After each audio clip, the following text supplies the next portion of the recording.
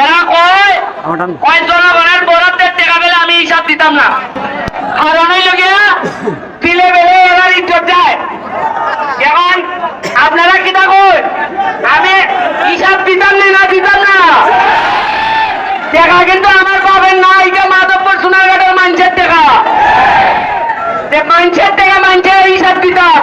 তাইলে ওই বিরোধী দলের নেতা আমার শূন্য ভাই অসুবিধাটা কিতা হয় আমি বুঝলাম না।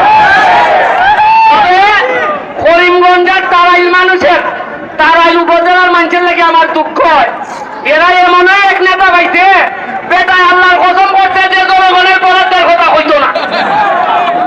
আমি তারাইল করিমগঞ্জের মানুষের লেগে দোয়া করা ছাড়া আমার আর কোনো ভোট নাই।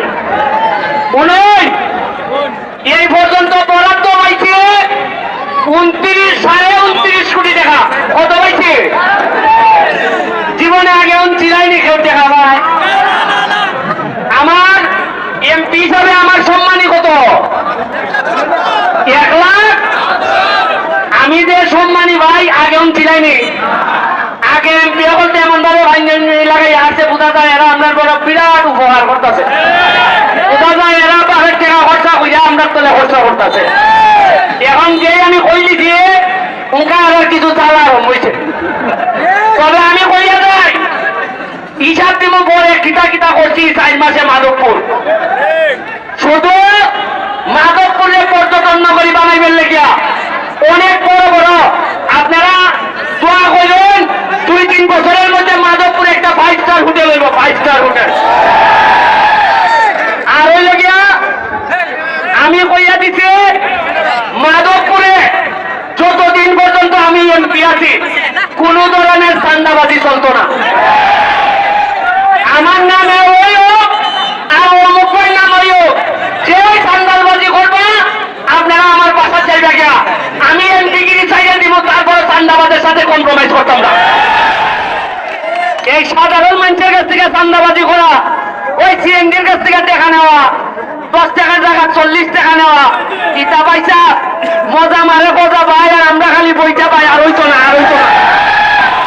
আমি চেষ্টা করবো আপনারা কইসলাম জীবনে একবারই ভোট চাইব, বাকি কোনোদিন যদি আবার এমপি হইতাম চাই আমি ভোট চাইতাম না। খুশি হইয়া আপনারা আমার বাড়ির ভোট দিয়ে আইবা। তবে পড়াশোনা করার লাগবো।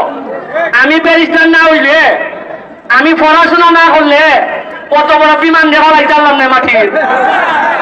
আজকে পড়ালেখা করছি দেখে অত মোটা বিমান দেখা লাইছি না আমি মাটির।